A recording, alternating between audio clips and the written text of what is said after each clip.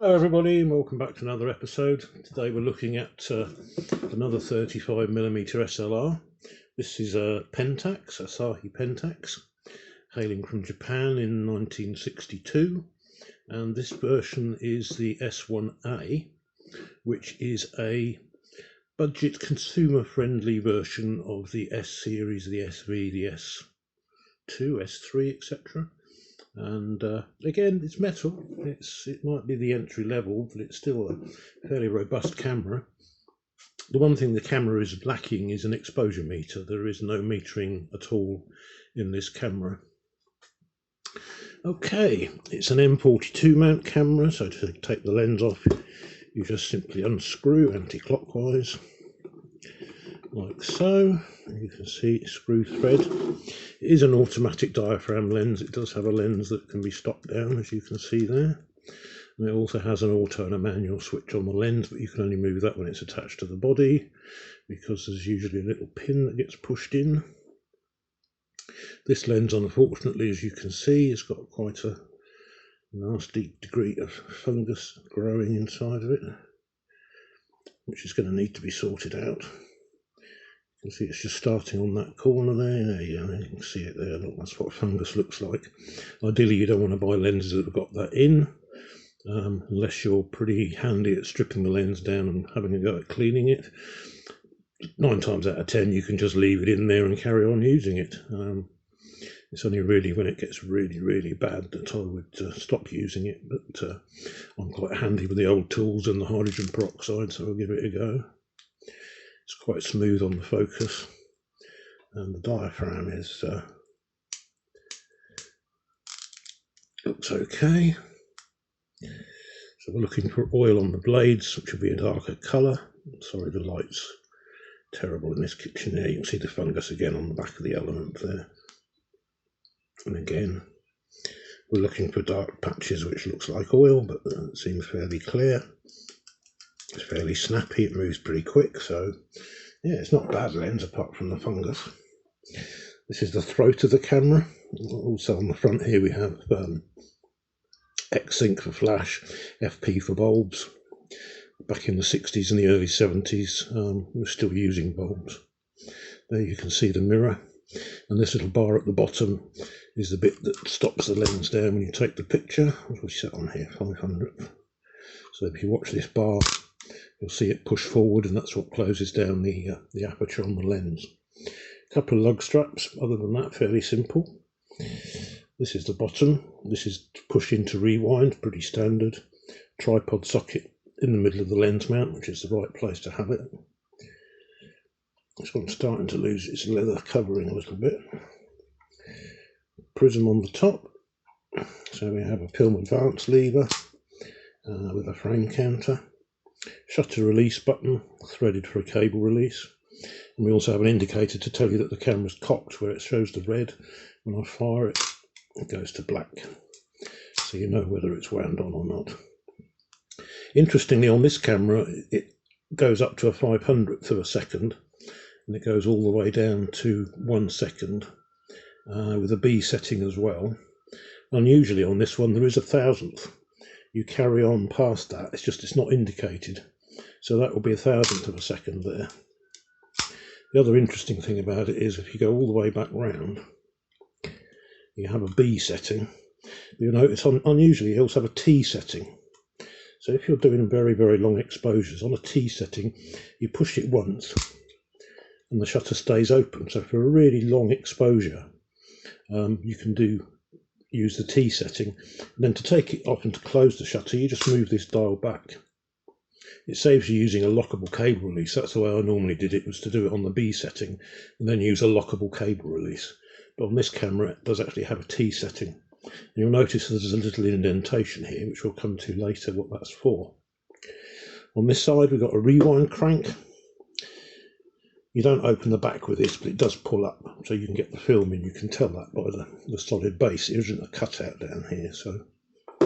And there's also a reminder tab around here where you can set the ASA of the film that you've put into the camera. Serial number. I don't know if the 66 relates to the year or not. I know on Russian cameras it works that way. There's the viewfinder looking through. To open the back, you push down on that. This one's quite stiff because this camera's just come out of storage. I think it's not had a lot of use, but that's about to change. So opening up the back, we see pressure plate, little spring to hold the film in. Are you going to focus today? Yes, you are. Okay, we've got a bit of light stripping material across here. Here's our take-up spool. It's got a slot in it. I'm assuming there's another one on the other side. Here's our sprocket drive. Looks like a cloth horizontal shutter, so sync speed will be around about a 60th, which looking at that, it's between the 60th and the 30th, so it's probably about a 45th actually. And like I say, that pushes up so you can get your film in. Right, to load one of these, if you've seen any of my videos, you know how this sort of works on these sort of cameras. So this is a roll of 35mm film, sits in the camera that way. So you drop that into that side, fits in there, pull this across. This is called the leader. And the leader has to go into one of these slots. And you'll notice it's got a little tab on it to catch hold of the film. As you advance it on, it should draw the film across and around that spool like so.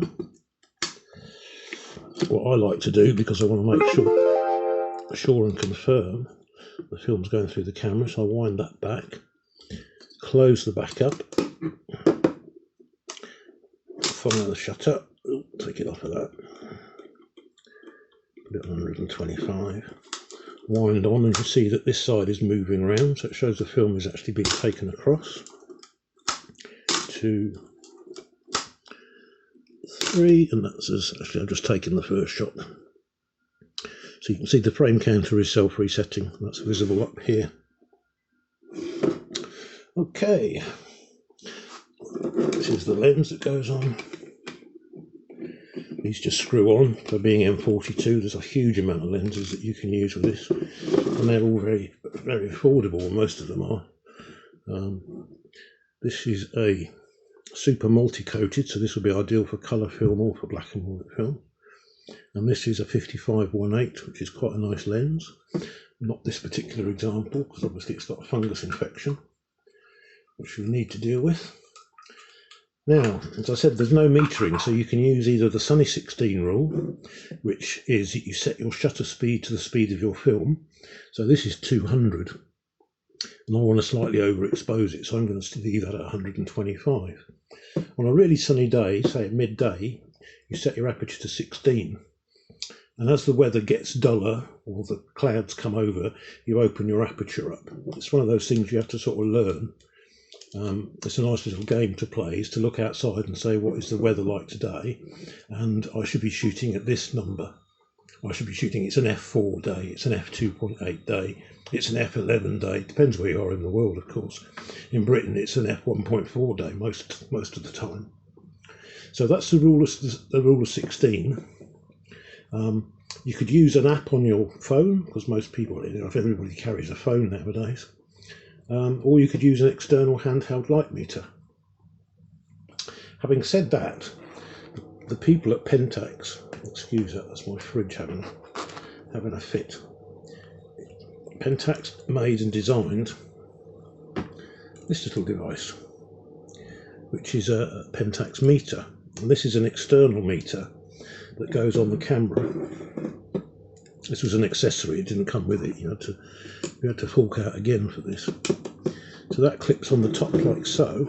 As you can see, this is the photocell here. It is battery powered. This one I haven't had working. I haven't really had long enough with it.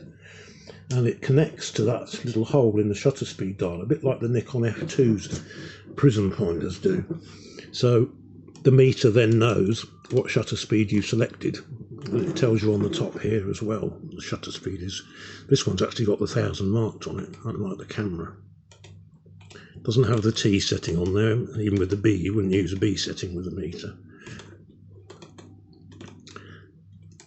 So you can read your exposure off of here. So as you set the shutter speed, so at the moment that would be saying to me it's between 5.6 and f8 if this was working, but it doesn't work.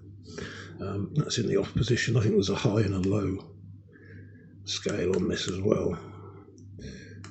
But that's how you meter it on these cameras if you were lucky enough to find one with a working meter. That was an optional accessory. It looks quite brutish like that. I quite like it.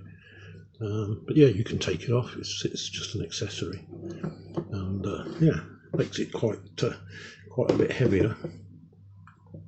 And this is powered by its own battery. Inside you can see that this is where the battery lives, underneath here. But this needs to be sorted out to get it working. I'm assuming it's a CDS cell, it's not selenium, because obviously it's powered and it's too early to be a silicon cell. So yeah, that's the light meter that goes with it. So when you finished exposing your roll of film, because a lot of people have been asking me about unloading cameras, so you got to the end of your film, you push in this button on the bottom. On the one I did yesterday, it didn't stay in, but normally on these cameras it should stay in. And then obviously all your exposed film is on this side now, on this side of the camera. So you've got to get it back into the canister. So you push up on the little lever on the bottom, and then you normally wind. This one's working okay. You hear that where it came off? You can tell that it came off.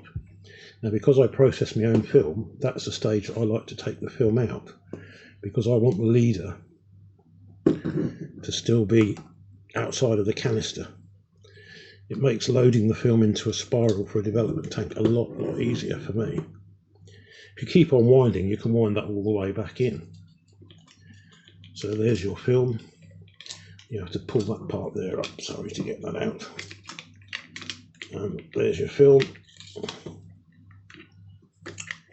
You can get it out of the camera, he says. Ugh. There we go. So there's your exposed film. You pop that back in your little container, and then in my fridge I have two sections. I've got one for fresh film and one for exposed film, because my colour film, I'm busy building up a stock of it to do some processing, which I will make a video about how to do colour negative processing. It's very, very simple really. But there you are, folks. That's the camera for today. Comments, questions, queries down below. Always nice to hear from you. I read every comment that I get. And don't forget to like, subscribe and all that usual good stuff. And I look forward to seeing you in the next one.